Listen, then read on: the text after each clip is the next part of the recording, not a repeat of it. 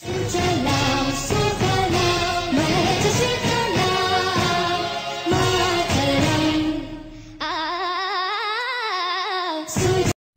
दोस्तों, मैं मुकेश दीवान सुफलाम क्लासेस जयपुर से। हम संज्ञा प्रकरण में आगे सूत्र देख रहे हैं। देखिएगा सूत्र अगला क्या है। स्वादिस्व सर्वनाम स्थानी, यह सूत्र है। यह सूत्र संज्ञा क्या करता है? पद संज्ञा सूत्र है। यह सूत्र मित्रों क्या करता है वो देखते हैं। ये कहता है कब प्रत्यय अवधीषु स्वादिषु असर्व नाम स्थानेषु पूर्वं पदम संज्ञा श।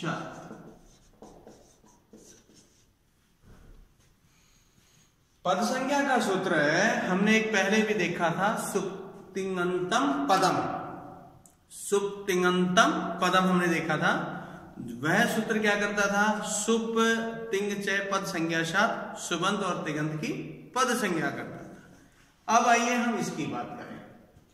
यह सूत्र कहता है कि असर्वनाम स्थानीय, अर्थात असर्वनाम जो संज्ञक प्रत्यय हैं उनको छोड़कर, असर्वनाम यानी सर्वनाम संज्ञक जो प्रत्यय हैं उनको छोड़कर यदि सु से लेकर, स्वादि मतलब स्वादि से लेकर के सु से लेकर कप प्रत्यय तक के पूर्व में जो शब्द आएगा उसकी पद संज्ञा होगी। फिर से समझे इसको। स्वादिस्व असर्वनाम स्थानी, ये सूत्र करता है पद संज्ञा। पद संज्ञा कब करता है? यह कहता है जब सर्वनाम स्थान संज्ञक प्रत्ययों को छोड़कर और सु आदि प्रत्ययों तथा क्यप प्रत्यय तक आने वाले प्रत्ययों के पूर्व यानी पहले इस सूत्र से पद संज्ञा होगी। अगला सूत्र देखते हैं।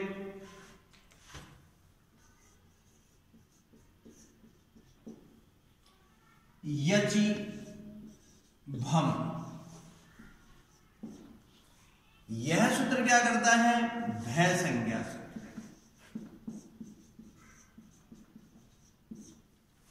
यह सूत्र क्या कर रहा है? फिर से देखो, यचि भम, यह सूत्र क्या करता है? भय संज्ञा करता है। अब ये भय संज्ञा कहां करता है? ये कहता है यादीषु अजादीषु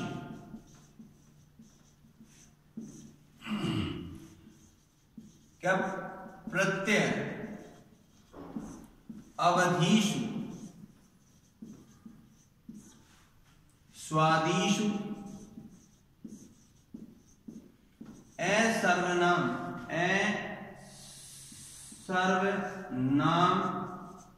स्थानेषु पूर्वम भय संज्ञा शा। यह सूत्र कहता है कि जब असर्वनाम संज्ञक जो प्रत्यय हैं उनके बाद में यदि ये आदि और अजादि जो प्रत्यय हैं, आने वाले प्रत्यय हैं, उनमें सु से लेकर स्वादि मतलब स्वादि प्रत्यय और क्यप प्रत्यय तक जो आने वाले प्रत्यय हैं उनके पूर्व वाले पद को क्या होगी? भय संज्ञा होगी। क्या होगी? भय संज्ञा। किस सूत्र से? यचि भम सूत्र से भय संज्ञा होती है। अगला सूत्र है अलो अंत्या पूर्व उबधा, यह उबधा संज्ञा सूत्र है।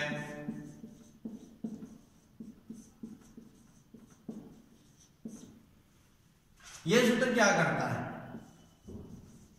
यह कहता है अंत्याद अल पूर्वो वर्ण है उबधा संज्ञा शा। इसकी भी समझे, ये क्या कह रहे हैं? अल, अल का मतलब संपूर्ण गुण समूह। कौन सा? माहेश्वरी सूत्र का, ऐसे लेकर ले तक। यह कहता है कि यदि वर्णों के वर्ण समूह के अंत में अल से पूर्व जो वर्ण है उसकी क्या होगी? उबधा संज्ञा। फिर से समझे इसे, अलो अंत्याद पूर्व उबधा। यह कहता है अल, अल प्रत्याहार कौन सा है? अल, अल को हमने कहा वर्ण समूह, सबसे बड़ा वर्ण समूह कौन सा है? माहेश्वरी सूत्र का पहला शुरू होता है ए ई उ णे, यहां से लेकर 14वां माहेश्वरी क्या है? ल। तो ऐसे लेकर ल तक के मतलब संपूर्ण वर्ण समूह। फिर क्या कह रहे हैं? अंत्यादय अल पूर्व, अल से जो पूर्व है, इन वर्णों से जो पूर्व जो वर्ण है उसकी क्या होगी? उबधा संज्ञा। और उबधा संज्ञा किस सूत्र से होती है? अलो अंत्याद पूर्व उबधा से। फिर से देखो एक बार क्या सूत्र था ऊपर, स्वाधीस्म सर्वनाम स्थानी, यह पद संज्ञा सूत्र है। यचिभम, यह भय संज्ञा सूत्र है। और उबधा संज्ञा सूत्र कौन सा है? अलो अंत्याद पूर्व उबधा। हम ये सूत्र जो पढ़ रहे हैं संज्ञा सूत्र, आज हमने अभी देख रहे हैं यहां पर, हम जरा क्लियर करें। हमारे पास बहुत सारे संज्ञा सूत्र हो गए हैं, विशेष रूप से संज्ञा करने वाले। संज्ञा सूत्रों का अर्थ क्या है? नंबर 1, हम अपने शरीर का, हमारे शरीर का एक नाम है। शरीर के अंगों का नहीं है, शरीर के अंग तो संगी हैं, और हमारे शरीर का एक नाम है। जिस तरह आपका नाम है वैसे एक मेरा नाम है। सब मुकेश, मुकेश क्या है? एक संज्ञा है, नाम का बोध करवाती। उसी प्रकार जब किसी में पद संज्ञा जब तक नहीं होगी तब तक वह पद नहीं स्वीकार किया जा सकता। दूसरी तरफ देखें हम, भय संज्ञा के बाद में ही अगली अवस्था जो है किसी शब्द की, जो जिसमें योग में लिया जाता है, तब तक उसकी संज्ञा नहीं होगी तब तक आगे कार्य नहीं हो सकता। उसी प्रकार यहां जब तक उबधा में उबधा संज्ञा इस सूत्र से नहीं होगी तब तक गुण या आदि वृद्धि जो भी कुछ करना है उसका वो नहीं होगा। इसीलिए ये संज्ञा सूत्र 3 हैं। आगे देखते हैं अभी। और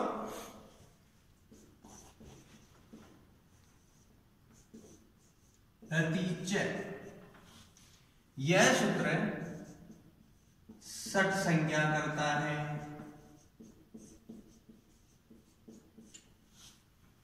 क्या कहता है यह?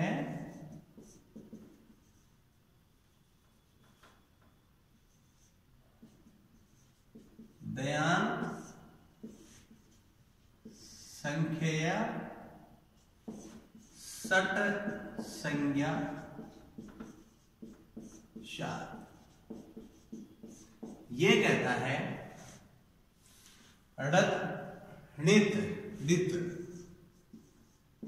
प्रत्यय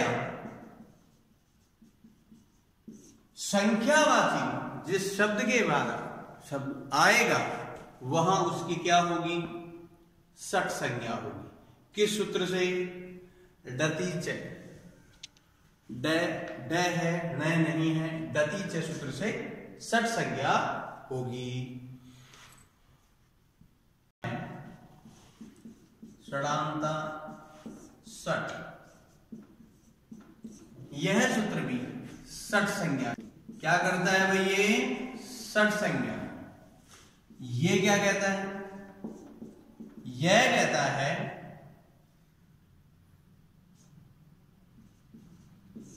शांत नांत च संख्या सट संज्ञा शात। इसे भी और ढंग से समझते हैं। ये साफ शब्दों में कहता है कि स एवं न अंत वाले शब्दों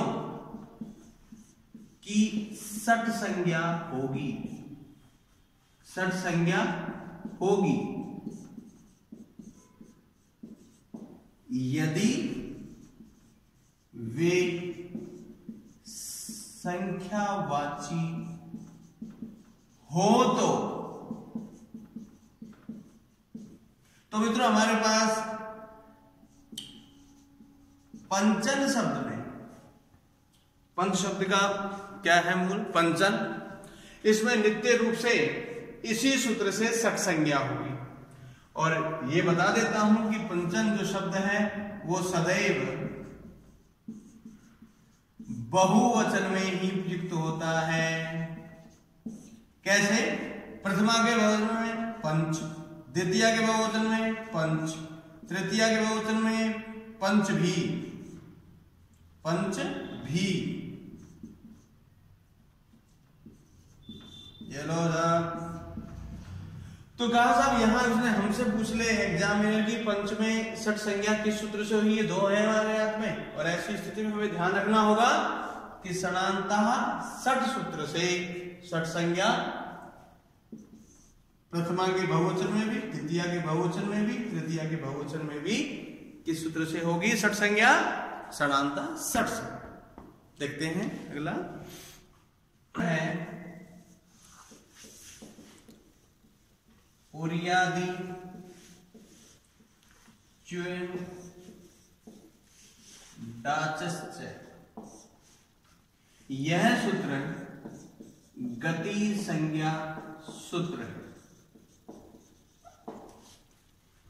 यह सूत्र क्या कहता है? उरियादि ये कहता है उरियादय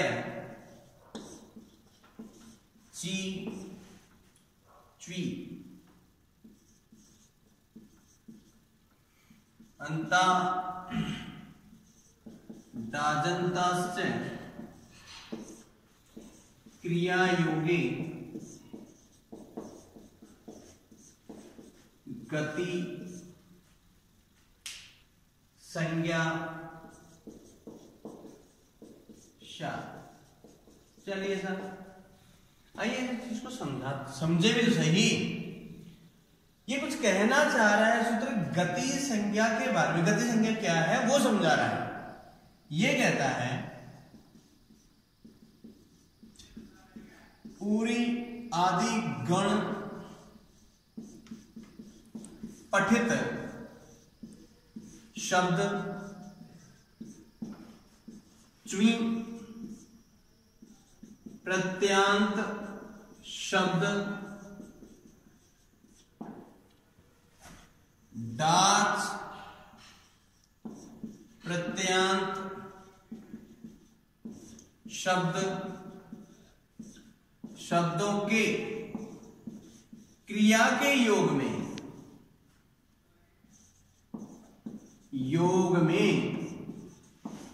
गति संज्ञा होगी, गति संज्ञा होगी। हम याद दिला दें तत्पुरुष समास में गति तत्पुरुष समास है हमारे यहां। और ऐसी स्थिति में ये अच्छा अब ये प्रश्न उठता है कि उरी आदि गण क्या है? पाणिनि ने काफी गण बनाए हैं, समूह बनाए हैं, शब्दों के और धातुओं के भी समूह बनाए हैं। ये कह रहे हैं उरी आदि गण में पठित जो शब्द हैं वो जिनमें च्वी प्रत्यय या फिर दाज प्रत्यय शब्दों में हो और क्रिया उनके साथ में लगे तो उसमें गति संज्ञा होगी। उदाहरण देखते हैं। च्वी प्रत्यय का देखते हैं। हमारे यहां है उरी कृत्वा। इस उरी कृत्वा का बनता है उरी कृत्य। ये समास विग्रह है और ये समास पद है। तो उरी कृत्वा लगा है तो इसमें पहले संज्ञा कौन सी हुई है? गति संज्ञा हुई है। यहां इसी प्रकार शुक्ली कृत्य और डाच प्रत्यांत जो है वो है हमारे पटा कृत्य। यदि इसे समास विग्रह करें तो पटत कृत्वा। आवाज कैसी निकाल रहे हैं? पट पट की आवाज निकाल रहे हैं। तो इस शब्द में, इस पद में, इन पदों में किस सूत्र से गति संज्ञा हुई? मैं याद दिला दूं, एक गति से सूत्र और पढ़ा था हमने, जहां पर भी हमने देखा था कि गति संज्ञा हो रही थी। यहां भी यह सूत्र भी क्या कर रहा है, लेकिन यह किस में कर रहा है? उरी आदि गण पठित जो शब्द हैं और च्वी प्रत्यय और डाच प्रत्यय से जो प्रत्यय लगे हुए हैं उनके अंदर ये क्रिया के योग में, ये क्रिया है, आगे क्रिया से बना हुआ है। कृत्वा ये धातु है और कृत्वा हम जानते हैं, कृत्वा प्रत्यय के स्थान पर क्या हो रहा है? ल्यप। और ये ल्यप ये देखो दिखाई दे रहा है, यहाँ इसमें भी दिखाई दे रहा है, कृत्वा बना है। तो ऐसी स्थिति में हम और उदाहरण बनते हैं इस पे। तिरो जो है तिरो भूए। प्रश्न यहाँ है कि ये कहना क्या चाह रहा है? ये सब तो साफ शब्दों में कह रहा है कि उरी कृत्य, शुक्ली कृत्य यानी कि च्वी प्रत्यय से और डाच प्रत्यय से जो युक्त हैं उनकी पहले गति संज्ञा इस सूत्र से होगी। नेक्स्ट देखते हैं। एक विभक्ति चा पूर्व निपाते।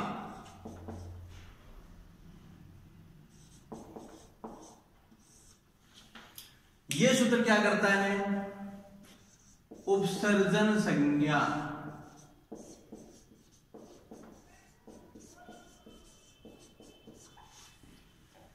मैं आपको फिर याद दिला दूं, हमने एक सूत्र पहले भी पढ़ा था, प्रथमा निर्दिष्टम समास उपसर्जनम।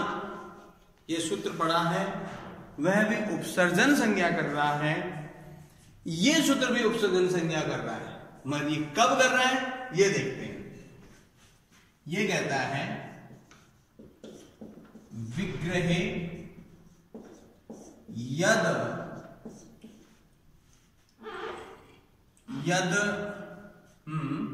विग्रहे यद नियत विभक्तिकम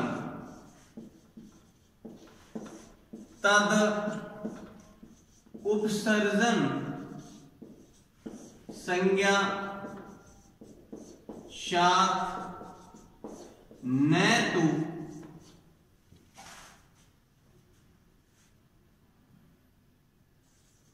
पूर्व न तु तस्य पूर्व निपाते।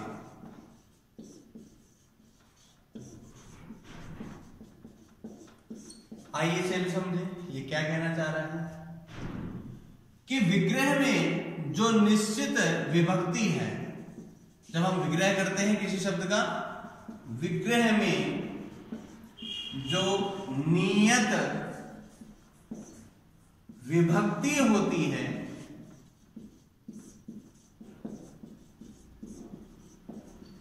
उसकी उपसर्जन संज्ञा होती है।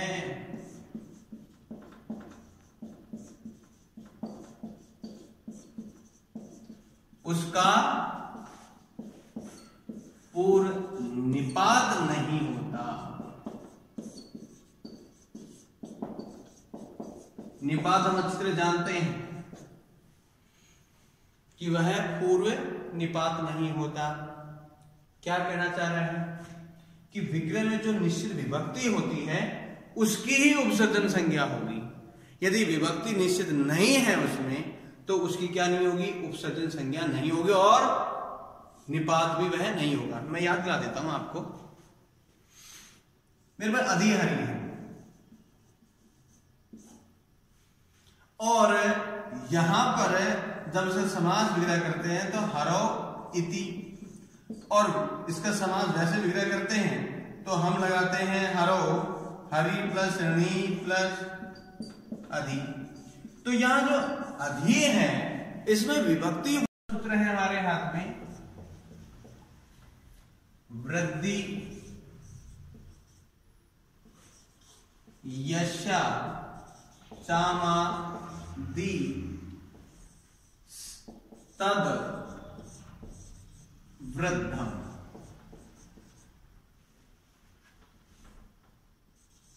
यह सूत्र वृद्ध संज्ञा करता है, वृद्धि संज्ञा नहीं करता है, वृद्ध संज्ञा करेगा।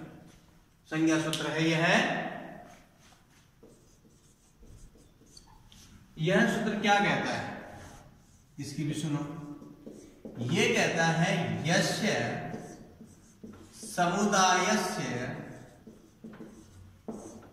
अचो आदि वृद्धि तद वृद्ध संज्ञा शा। यह सूत्र कहता है जब समूह में अच मतलब स्वर जब समूह में हो तो स्वरों का जो आदि मतलब प्रारंभिक जो स्वर है, अचो में स्वरों में कोई शब्द है हमारे पास, समूह है, और किसका समूह है, स्वरों का। वहां भी स्वरों में भी जो प्रथम जो स्वर है यदि वो आदि है तो उसकी क्या होगी, वृद्ध संज्ञा। जैसे आ आई औ, यदि शब्द के आदि में है तो उनकी क्या संज्ञा होगी, वृद्ध संज्ञा होगी। इसी तरह सूत्र अगला है अत्यादीनी च, त्यादीनी च। ये सूत्र भी क्या कहता है, वृद्ध संज्ञानी शु। सूत्र यह भी वृद्ध संज्ञा ही करता है।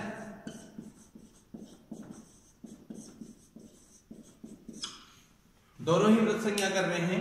ये भी कह रहे हैं कि वृद्ध संज्ञा हो। ये क्या कहां कह रहे हैं, ये कह रहे हैं स्वरादि स्वादि स्वर सर्व आदि गण पठित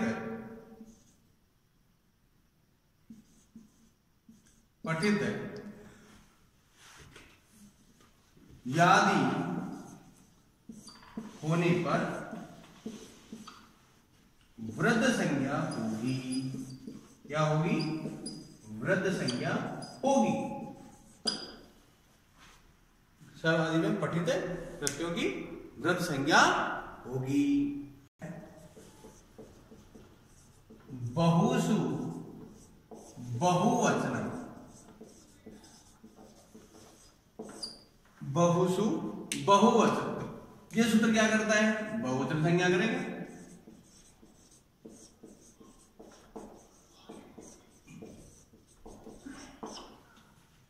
ये क्या कहता है भाई, इसका भी सुनो।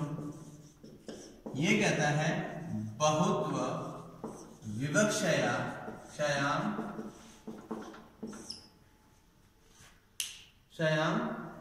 बहुवचन संज्ञा शात।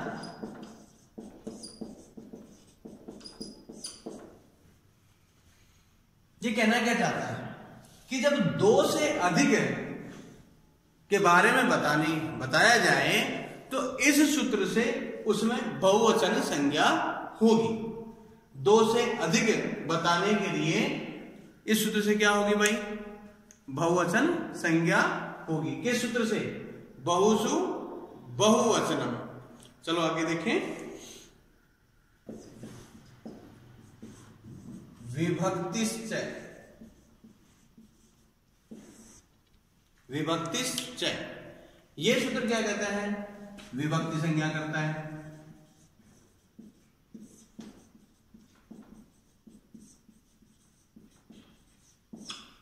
कहां करेगा ये विभक्ति संज्ञा? देखते हैं। ये कहता है सुप्तिंगो विभक्ति संज्ञा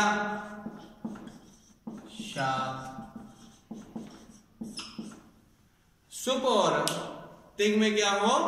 विभक्ति संज्ञा हो। कब होगी विभक्ति संज्ञा?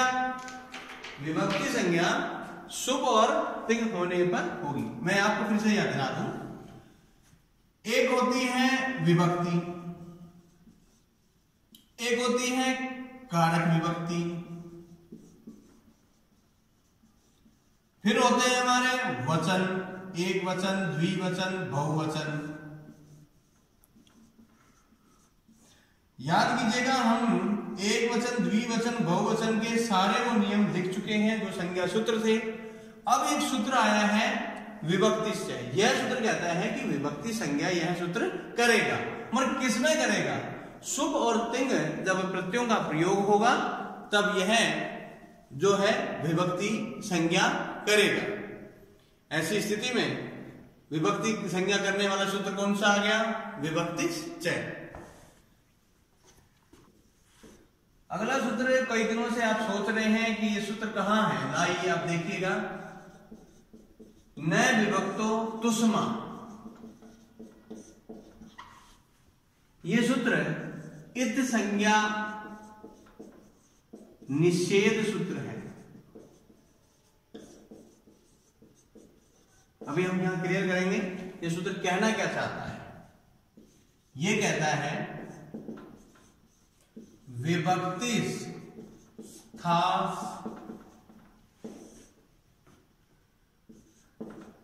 तसो तसमा नेत इति सस्य सस्य नेत्व। आइए इसे भी समझें। ये कहता है कि विभक्ति में तय वर्ग से और मैं अंत में हो तो इत संज्ञा नहीं होगी। कैसे नहीं होगी? और लोप भी नहीं होगा, लोप भी नहीं होगा। हम इसे भी समझे। अब मेरे पास सु और जस, ओहो जस में स है, ये रस है। अम और सस, ये रस है। हमने जय की संज्ञा चूटू सूत्र से और स की संज्ञा लशक व तद्धिति से कर दी। अब जब ये अंतिम वाला है, इसका हलंतम से संज्ञा कर दें तो ये साफ सूत्रों में कहता है कि जहां पर विभक्ति के अंतर्गत है, इसलिए एक तो तय वर्ग द ध न आएंगे, अंत में उनकी संज्ञा नहीं होगी। मैं दिखाता हूं, आपका था ध्यान, भिस, ये से आ रहा है। इनकी इत संज्ञा होने वाली थी हलंतम से ना, तो ये सूत्र आया, आतिश ने रोक दिया, बोले इत संज्ञा नहीं होगी इसकी, क्योंकि विभक्ति के अंतर्गत आने वाले अंत में जिनके तय वर्ग या स या मैं है उनकी इत संज्ञा नहीं होगी। उदाहरण रूप में राम प्लस जस, जय की संज्ञा तस लोक, तो राम आ से बन गया, और से की क्या हो गया? विसर्ग। तो क्या बन गया भाई? रामा। शब्द रूप चलाएं तो राम है, रामौ,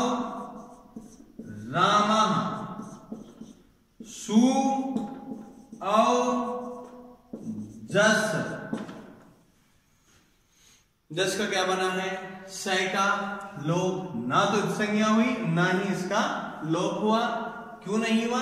इस सूत्र ने इत संज्ञा को रोक दिया है कि इत संज्ञा नहीं होगी। जहां विभक्ति होगी वहां पर विभक्ति के अंदर तय वर्ग जिसके अंत में है या फिर मैं से अंत में या मैं अंत में है उसकी इत संज्ञा नहीं होगी। नहीं तो हलंतम से तो 2 मिनट लगते हैं, हमें इसकी संज्ञा कर बैठते गायब। और गायब तो विहाम कहां बनाते हैं? रामा विहाम बनता ही कैसे? और ऐसी स्थिति में इस सूत्र ने इस संज्ञा को रोक दिया। अगला पति समास एव, ये सूत्र घी संज्ञा करता है। मगर कहां करता है घी संज्ञा वाला? हम पहले भी देख चुके हैं। घी संज्ञा कौन सा करता है ऐसी स्थिति में? अब प्रश्न ये है कि यहां ये सूत्र क्यों बनाया है? तो कुछ तो सूत्र से ही पता लग रहा है। ये कहता है पति शब्द से, पति शब्द का समास है, समास में एव ही घी संज्ञा हो, घी संज्ञा शा। क्यों भाई? प्रश्न है ना, घी क्यों हो रहा है? मैं आपको फिर से याद दिलाऊं, हरि गुरु इकारांत और उकारांत जब छोटे हैं तो घी संज्ञा हो रही है। ये सूत्र क्या कह रहे हैं? इसके भी घी, क्योंकि यहां तो सूत्र बनाएंगे, देखेंगे उदाहरण, हम तब बात करेंगे। क्योंकि इसका अर्थ क्या है, मतलब क्लियर कर लें। पति शब्द का समास में ही घी संज्ञा हो। और याद, इसका उदाहरण है पत्य, पति, पत्य, पत्य, पतय।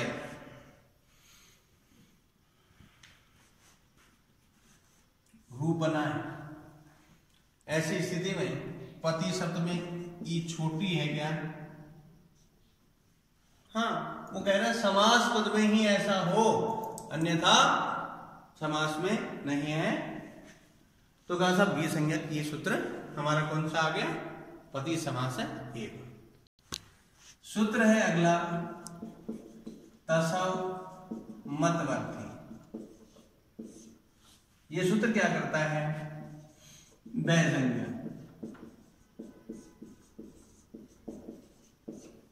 ये कहता है तांत शांत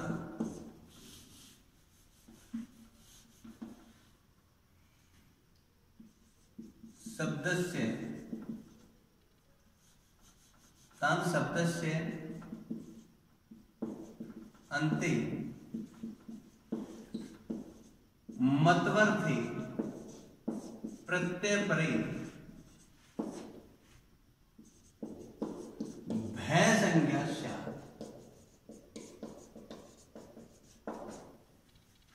ये सूत्र कहता है जिन शब्दों के अंत में तय हो या स हो,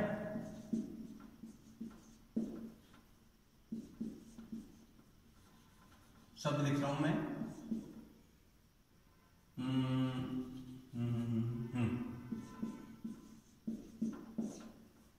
और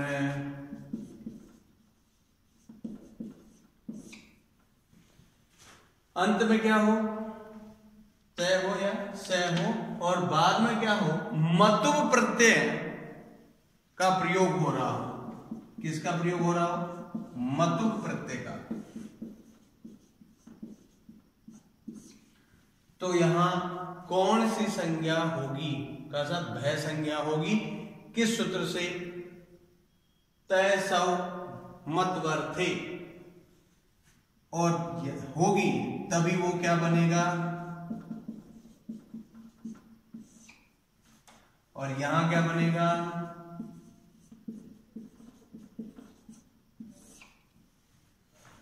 ढंग से याद रखिएगा, आपके मतुव प्रत्यय रिट में भी है, टैट में भी है, HTET में भी है, UPTET में भी है, CTET में भी है, सेकंड ग्रेड में भी है, फर्स्ट ग्रेड में भी है, नेट में भी है, IAS में भी है, सब में मतु प्रत्यय है। और ये दो उदाहरण जो सामने नजर आ रहे हैं इनमें वो प्रत्यय जरूर पूछता है, क्योंकि उसका ये नियम है। वो पहला ये पकड़ाएगा सानच, दूसरा पकड़ा दिया ये, तीसरा मतुप और चौथा मत। इसमें नया काम करता है वो कहता है इसे दिखाया जाए।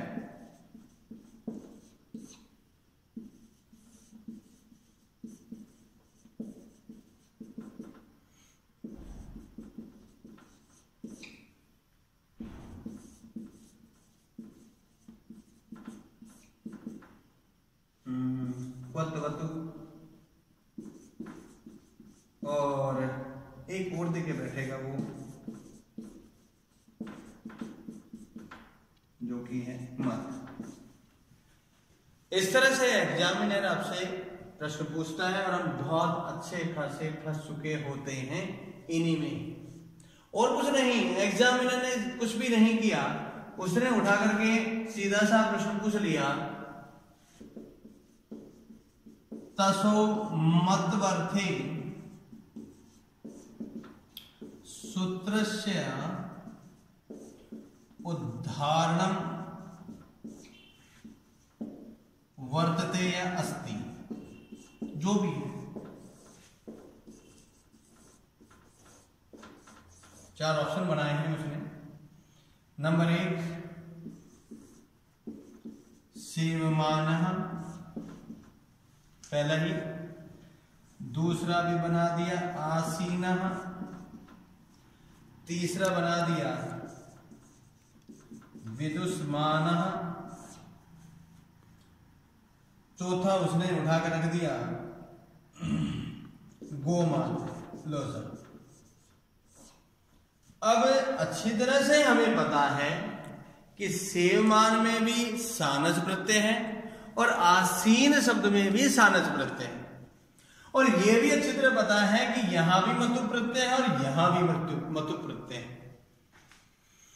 इन दोनों में तो मतुप है और इन दोनों में क्या है, सानस प्रत्यय है।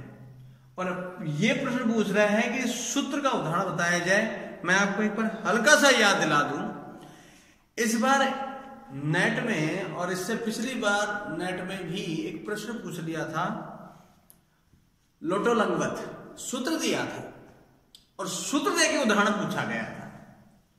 सोचिए, ये भय संज्ञक का जो सूत्र देकर के उदाहरण पूछ रहा है, जरा से बताइएगा कौन सा है। हम निकाल रहे हैं वहां प्रत्यय, तो प्रत्यय तो हमें पता ही है। तो इस सूत्र का ये सूत्र करता क्या है, भय संज्ञा करता है। तो भय संज्ञा किसमें हुई है, शक्लें सेम मिलती हैं, एक जैसी, प्रत्यय तो निकाल लोगे, लेकिन वो जब सूत्र से उठा के पूछेगा।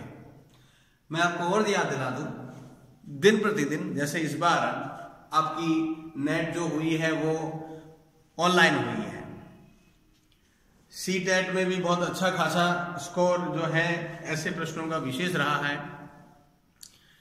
आपको पुराने पेपर आने वाले समय में धीरे धीरे नहीं मिल पाएंगे। क्यों नहीं मिल पाएंगे, क्योंकि सभी पेपर धीरे धीरे हर राज्य ऑनलाइन कर रहा है। अब ऑनलाइन कर रहा है तो ऐसी स्थिति में जो हमारे पास तो किताबें पुरानी हैं या जो हमारे पास प्रश्न हैं, उन प्रश्नों पे हम जो अब तक डिपेंड थे, अब उसके हाथ में एग्जाम के पास खुली किताब हो गई है। सिलेबस तो दिया है लेकिन धीरे धीरे वो ऑनलाइन की ओर जा रहा है। ऐसी स्थिति में हमें साल 1.5 साल तैयारी करनी होगी, तब जाकर के हम इन तक पहुंच पाएंगे। जैसे कि मैंने अभी हाल ही में, अभी 1 फरवरी आ रही है, मैं उस पर 1 फरवरी को राजस्थान में जो फर्स्ट ग्रेड का पेपर अभी होने वाला है, 2-3 महीने जो भी आगे किया है उसका बैच चला रहा हूं। रिट का जो राजस्थान में रिट या जो एस्टेट जो भी वो रिट निकाले या RTET निकाले, उसका एक फाउंडेशन बैच चला रहा हूं। अभी से बच्चा जुड़ रहा है, अभी से क्लासों में आ रहा है, कोचिंग में आ रहा है। कारण क्या है? मेरा मिशन, मेरा आप लोगों के साथ टारगेट, जो मैं पूरा YouTube पे नहीं दे पाऊंगा, अपनी क्लासरूम में ही दे पाऊंगा। आपकी YouTube पे हेल्प हो रही है, कंटिन्यू करता रहूंगा, आगे भी करता रहूंगा। मिशन 125 रेट में, जो कि आपका रेट का है। क्वेश्चन कितने आ रहे हैं? 150, जिसमें हम टारगेट क्या लेके चल रहे हैं? 125। सोच देखिएगा, जब आप इस संस्था में 125 यहां राइट कर रहे हैं, जिनमें मैं बहुत सारे हार्ड प्रश्न भी दूंगा, कठिन भी होंगे, तो वहां एग्जाम हॉल में कहां तक पहुंचेंगे आप? जैसे कि अभी हाल ही में यहां राजस्थान में सेकंड ग्रेड का रहा, मुझे ताज्जुब हुआ उस चीज में कि आप लोग कितने मेहनती हैं। मैंने टारगेट रखा था 150 में से 140 प्रश्नों का, और मुझे ताज्जुब हुआ जब वो बच्चे यहाँ से मेहनत करके गए, यहाँ टेस्ट देके गए, और टेस्ट भी 1-2 नहीं, करीबन 80 टेस्ट देके गए हैं, जीके और संस्कृत दोनों का स्कोर। संस्कृत में बात करें हम सबसे पहले, मैंने तो इतना ही सोचा था कि इतना भी कवर कर लेंगे, लेकिन आप लोगों ने तो यहाँ जो आकर के मेहनत करी, स्कोर गया उसका ही। अब बताइएगा, उस बच्चे को कौन रोके जिसने अपने सर पे एक सफलता की पट्टा बांध करके कि मुझे सफलता जयपुर जाना है, सुफलाम में पढ़ना है, दीवान सर से ही पढ़ना है, या फिर मुझे उनके अकॉर्डिंग जो बताया गया है मैं वही वैसे ही पढ़ूंगा, क्योंकि मैं आपकी क्या हेल्प कर सकता हूं केवल इस मैटर में कि पेपर में प्रश्न कैसे पूछा जाएगा उसकी अभ्यास करवाऊंगा, गोले मरवाऊंगा, ओमार शीट पे करवाऊंगा। तब तक करवाऊंगा उन बच्चों का जब तक कि उनकी ये आदत ना पड़ जाए कि अब कोई सा भी पेपर कैसा भी लाके रख दो, चाहे वो सीटेट जैसा टेट में दे दे, चाहे वो यूपीएससी वाला फर्स्ट ग्रेड में दे दे, मैं उसे करके ही आऊंगा, नहीं छोड़ूंगा। मेरी मेहनत के साथ में आप लोगों की मेहनत है। जैसे आप चैनल से जुड़े हुए हैं, आप लोग कंटिन्यू एक एक चीज को देख रहे हैं कि सर क्या कह रहे हैं, कहाँ क्या कर रहा है। जब तक हम खुद नहीं करेंगे, जब तक हम प्रयास नहीं करेंगे। और मित्रों, मैं आपको एक छोटी सी सलाह है, बाकी आपकी इच्छा है मानना या ना मानना। किसी भी तैयारी, किसी भी एग्जाम के लिए 6 महीने पहले जुट जाना चाहिए। क्यों? क्योंकि 3 महीने तो किसी सिलेबस या किसी चीज को पूरा रूप से समझने में, और फिर एक बार और समझने में और हमें 40-45 दिन लगते हैं, और उसके बाद में अगले 15 या 20 या 25 दिन कम से कम हमें उस पे ओमार सीट पे ऑब्जेक्टिव करना होगा। आपकी यह संस्था जो सुफलाम आपकी ही संस्था है, यह इस संस्था में एक व्यवस्था रखी गई है कि आज आप जो पढ़े हैं कल ही आप उसका टेस्ट दें, जो आपने पढ़ा है प्रतिदिन दें, निश्चित रूप से आप दें। जो गलतियां अब तक भांति भांति के पेपरों में हम करके आए हैं, आता था वो गलत हो गया, जबकि हमें आता बहुत बढ़िया था, वो एग्जाम का फीवर खत्म। और एग्जाम का फीवर खत्म तो सिलेक्शन कौन रोकेगा आपका? मुझे बताइए, कौन रोकेगा आपका सिलेक्शन? हम गाइड लाओ ना, कौन मना करता है? सारे अच्छी गाइडें हैं, मगर प्रश्न है कि सिलेक्शन, ढेरों किताबें लाए हैं, मगर वही बात, एग्जामिनर कहता है किताबें बहुत सी पढ़ी हैं, और प्रश्न कहता है बता मेरे चेहरे पे क्या क्या लिखा है, और उसमें से एक पहचानना हमें हो सकता है कि इस बोर्ड पे आप देख करके पहचान लें कि कौन सा है, लेकिन जब मैं एग्जाम हॉल में बैठा हूं तो पहचानने में गड़बड़ हो जाती है और टिक कहीं और लग जाता है। एग्जामिनर उड़ा करके कुछ भी रख सकता है, जरा सा भी आपके द्वारा मिस्टेक हुई तो वो उड़ा देगा, 1 मिनट नहीं लगाएगा। और ऐसी स्थिति में दुर्भाग्य को सौभाग्य में हम बदल सकते हैं, मगर कब? एक सुनियोजित योजना के तहत। कोई हमारा भगवान नहीं हो सकता, क्योंकि हमारे भगवान हम खुद हैं। आप अपने भगवान खुद हैं। मैं आपको वो राह दिखा सकता हूं, मैं उसके लिए तैयारी करवा सकता हूं जहां आपको जाना है, लेकिन उस एग्जाम हॉल में मुझे नहीं, आपको बैठना है।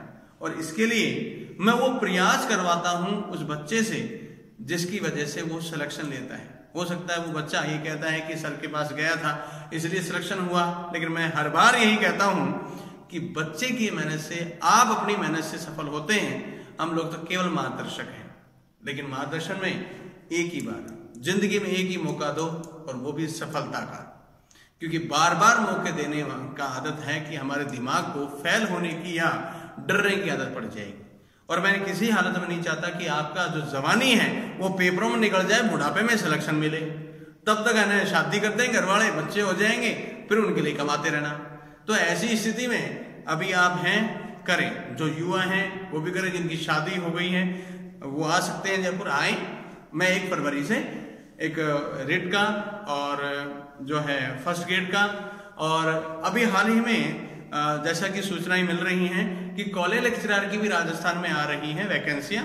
तो ऐसी स्थिति में हम तैयार हैं। नेट की तैयारी चली रही है, यहाँ IAS की तैयारी क्लासेस में चली रही है, रिट के बैच बने हुए ही हैं, फर्स्ट ग्रेड के बने हुए हैं। आप लोग आए, मेरी आपसे यही कहना है, जहां तक पॉसिबल हो आपसे यही कहूंगा। बाकी मैं आपकी हेल्प लगातार कर ही रहा हूं यूट्यूब पे। तो ऐसी स्थिति में हमने देखा कि किस प्रकार से एग्जामिनर पूछ सकता है। अभी थोड़ी देर पहले हमने भय संज्ञा का एक सूत्र और देखा था, यचिभम।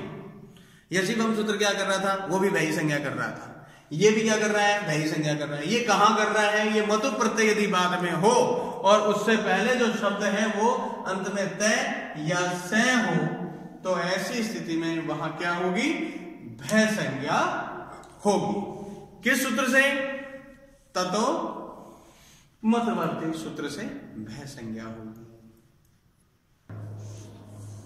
पहला ही आया पत्यव इत्यत्र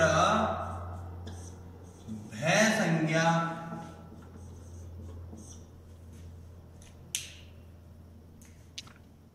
केन सूत्रेण।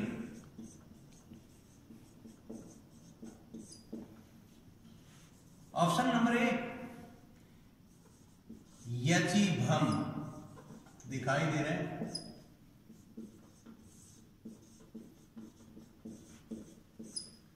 तसो मतवर्थी।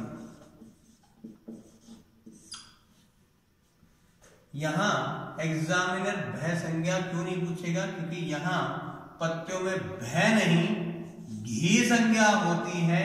अब प्रश्न यहां ये है कि यहां तीसरा ये आया घी संज्ञा पूछने में लगा हुआ है, शेषो घै सखी, और चौथा आपको दे गया तसो मतवर्थे। कहा साहब ये तो हो चुका ऊपर, तो फिर यहां भय संज्ञा पति समास एवं सूत्र होगा क्या। अब वहां पर वो क्या पूछना चाह रहे हैं जी, समझने की कोशिश करो। ये क्या करता है और ये क्या करता है, सूत्र आपने सारे पढ़ लिए। इसमें घी संज्ञा पूछ रहा है, घी संज्ञा पति शब्द में किस सूत्र से कर दूं, किस सूत्र से, पहले बात करके चले। इस सूत्र से किया जाए, कहा ना इसी सूत्र से होगा पति शब्द में। क्या साहब और प्रश्न दिखाया जाए, आ जाए। क्या साहब घी संज्ञा घै संज्ञा लो, घै संज्ञा सूत्रम, इतना सा देखिए चला गया। नंबर 1 शेषो घै सखी, नंबर 2 पति समास एव, तीसरा देके चला गया है एग्जामिनर घैस्य, और चौथा है तमको घै। चलिएगा कोशिश कीजिएगा कि संज्ञा सूत्र कौन सा बनेगा। क्या साहब यहां घै किनकी होती है, तरप और तमप की होती है, ये क्या करता है, ये क्या करता है, ये तो कोई लेना देना नहीं। इस प्रकार से एग्जामिनर हमसे लगातार प्रश्न पूछता चला जा रहा है। कभी भू करवाता है, कभी घ करवाता है। एक सूत्र और रख दिया इसने उठा करके, दा धा दवे दा। चलो अब वो हम ये सारे सूत्र पढ़ चुके हैं, अब फंसे हुए हैं। अरे हम देखना तो चाहिए हमें कि ये घू संज्ञा करता है कि घ संज्ञा करता है। छोटी छोटी चीजें देखेंगे तब जाकर के हमारा जो है क्लियर होगा, तभी हम आगे बढ़ पाएंगे। आगे हमने देखा छोटी छोटी चीजों पे उठा करके देखें तो एग्जामिनर कह रहा है पूरी कृत्य इत्यत्र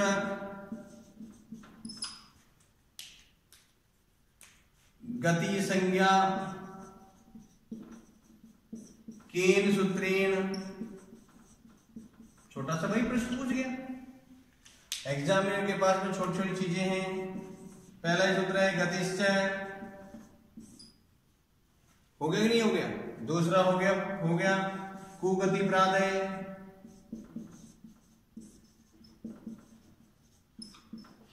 तीसरा दे के चला गया उरियादि च्वे डा चश्चय, चौथा रख के चला गया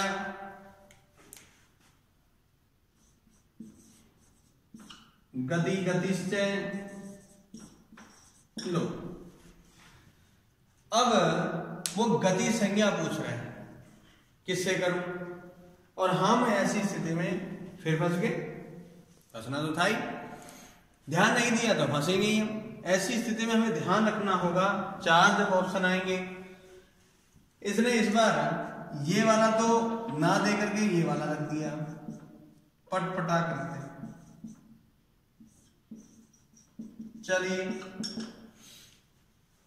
क्योंकि उसमें तो उरी दिख रहा था ना, लेकिन उसने उठाकर ये रख दिया। अब बताओ, तो ऐसी स्थिति में हमें ये ध्यान होना चाहिए कि किस सूत्र से, इस पर से छोटे छोटे प्रश्न ये बहुत सारे पूछे जा चुके हैं। आजकल सभी स्टेट वाले ये सोचते हैं कि राजस्थान का रिट का या टेट का पेपर बहुत इजी आता है। मैं आपको याद दिला दूं, इजी उसी व्यक्ति के लिए रहता है जो उसकी प्रॉपर ढंग से तैयारी करता है। गत वर्ष की बात करें तो प्रश्न जो दिए थे संस्कृत में, उन्हें वही बच्चा कर पाया जो कि जिसने प्रॉपर क्लासें ली, समझा उसको, जिसने पूर्व ज्ञान का प्रयोग किया, क्लास में जो टेस्ट दिए उसका प्रयोग किया। वह बच्चा संस्कृत में 30 में से 29, 2-4 बच्चे तो ऐसे भी रहे होंगे कहीं ना कहीं जिनके 30 में से 30 राइट थे। कुछ अच्छा, कई बार बच्चा ये कहता है कि फर्स्ट लेवल जो है बहुत ईजी है। मैं आपको याद दिला दूं कि एग्जामिनर का ये भरोसा ही नहीं है कि वह लकार कौन सा देगा। गत वर्ष लिट लकार का एक उदाहरण दे दिया उसने एग्जामिनर ने। हम याद करके बैठे, उसमें दे रखा है 5 ही लकार, दे कौन सा गया, छठा ही दे गया लिट लकार। एग्जामिनर डिलीट भी नहीं किया उस प्रश्न को। और सोच देखिए, एक एक नंबर से कितने बच्चे रह गए होंगे। जिस बच्चे के जनरल के जमाने हम 111-112 के आसपास रही है, एक नंबर का कितना महत्व है। यदि वो एक क्वेश्चन और सही हो जाता, क्या होता, उसके साथ सिलेक्शन हो जाता। कौन, यदि हम एक एक क्वेश्चन नंबर से रह गए और हम लोगों से कहें कि मैं तो एक ही नंबर से रहा हूं, तो कौन स्वीकार करेगा? चाहे वो 1 नंबर से रहा हो, आधे नंबर से रहा हो। कहते हैं ना, सारे जो जीता वही सिकंदर, बाकी सारे बंदर ही बंदर। लेकिन आपकी योग्यता, उस व्यक्ति की योग्यता जिसके 1 नंबर से कम रहा है, उसकी योग्यता कम नहीं है। तो फिर गलती कहां हो गई उससे? गलती उससे कहां हो गई? मेन रूप से एक तो 4 ऑप्शन जब आते हैं उनको सही ढंग से नहीं देख पाया कहीं ना कहीं। नंबर 2, किसी मूलभूत जो पुराना ही नॉलेज है या फिर कोई हिंदी की में छपी हुई थी उसे पढ़ रहा था, संस्कृत में मात खा गया। ऐसी स्थिति में आप लोग मात ना खाएं। और प्रॉपर, मैं बिल्कुल मनाही नहीं करता कि आप किसी गाइड को ना लें, आपको उसको खरीदें उसको, लेकिन बस प्रश्न ये है कि ये जरूर जांच लें कि उसमें अशुद्धियां ना हो। दूसरा, अभी यदि आप सुफलाम क्लासेस में आते हैं जो आपकी अपनी क्लास है तो किसी गाइड की जरूरत नहीं है। प्रॉपर गवर्नमेंट की बुक से, प्रॉपर ऑथेंटिक बुकों से, प्रॉपर ऑथेंटिक शब्दों से ही पढ़ाया जाए। पढ़ाया भी उसी जाता है क्योंकि मेरे दिमाग में फालतू का आता ही नहीं है। क्यों नहीं आता है? सारे दिन मुझे पढ़ाने सिवा और कोई काम नहीं। और जब पढ़ाने का है तो सबसे बड़ा है मुझे उस चीज के लिए आप भी की तरह प्रिपेयर होना होता है। बेशक कई साल हो गए होंगे, 20-25 साल हो गए पढ़ाते हुए, लेकिन प्रश्न यहाँ ये है कि जब तक अपडेट ना हो, नया चाहिए, हर बार नया कुछ चाहिए, क्योंकि एग्जाम में नए प्रश्न चाहिए। है तो वही, लेकिन उसको नए प्रश्न बनाने की आदत है। और जब तक हमारा दिमाग नहीं घूमेगा, अक्सर में हम संस्कृत में घुमा कैसे देते हैं दिमाग कि यार हिंदी में ऐसा है, संस्कृत में भी ऐसा ही होगा। हाँ, टिमके लग जाए तो भी, हृदय लग जाए तो भी। हाँ, ऐसा नहीं हो सकता। क्यों? यहाँ एक प्रॉपर नियम है। अरे घी संज्ञा वाले तो बहुत सारे सूत्र हैं, गै संज्ञा वाले हैं, लेकिन कहाँ क्या पूछ रहे हैं इसको हमें ध्यान रखना होगा। नहीं ध्यान रखें, बहुत बढ़िया हमारे साथ विशेष रूप से समस्या खड़ी हो जाएगी। इसका हमें ध्यान रखना होगा। चलिए देखते हैं आगे। चलिए अगले देखते हैं। अगले वीडियो में हम और प्रयास करते हैं जाकि हम और ढंग से तैयार कर पाए। बस ये ध्यान रखिएगा, संस्कृत एजुकेशन वाले जो बच्चे हैं सेकंड गियर वाले, वो लगातार जुड़े रहें। और अन्य स्टेट से भी, जैसे अभी हाल ही में जो है एमपी है, उत्तराखंड है, इसमें जो है टेट आ रहा है वहाँ का, और त्रिपुरा में आ रहा है टेट का। तो हर जगह से टेट का, रेट का, या फिर आईएएस का भी एग्जाम की तैयारी कर रहे हैं बच्चे, नेट की तैयारी कर रहे हैं, कॉलेज लेक्चरर की कर रहे हैं, फर्स्ट गेट की कर रहे हैं। तो प्रॉपर रहें, कभी भी आओ एग्जाम, कभी भी डेट आओ, हम तैयार रहें। तैयार केवल किताब पढ़ करके नहीं, उसकी प्रॉपर एग्जाम में गोले भी भर के तैयार है। ये प्रश्न आएगा, यूं आए चाहे यूं आए, चाहे दाएं आए चाहे बाएं आए। क्योंकि जैसे आपका एक हल्का से मैं प्रश्न में बात करूं, राजस्थान के गत 2016 में एक प्रश्न पूछा गया था, ध्रुवम पाए अपादानम, और उसने पूछा था कि ध्रुवम को अभिप्राय, वो 4 ऑप्शन रख दिए उसने, अवधिभूत, स्थिरीभूत, अस्थिरीभूत, निश्चित। बच्चे फंस गए। क्यों? हिंदी पढ़ के गए थे, उसके नीचे की हिंदी याद थी, ऊपर ढंग से वृत्ति समझी नहीं, और उसका अर्थ क्या था? अवधिभूत, वही माना गया। इस बार जो अभी राजस्थान में सेकंड ग्रेड का दिशा में पेपर हुआ, वही प्रश्न फिर से पूछा गया, लेकिन कैसे? ध्रुवम पाए अपादानम इत्यत्र अपाय को अभिप्राय, सूत्र वही था, लेकिन इस बार ध्रुवम नहीं, अपाय पूछ लिया। अब अपाय का हिंदी में यदि हम अर्थ निकालते हैं तो बच्चा करता है पृथक, अलग, लेकिन वहां उस सूत्र में साफ प्रॉपर लिखा हुआ है अपायो विश्लेषे तस्मिन, साफ लिखा है विश्लेष। तो अपाय का अर्थ क्या होगा? विश्लेष होगा। एग्जाम दे दिया, आघात भी दे दिया, विश्लेष भी दे दिया, विश्लेषण भी दे दिया, और वो बच्चा फिर फंस गया। क्यों फंस गया?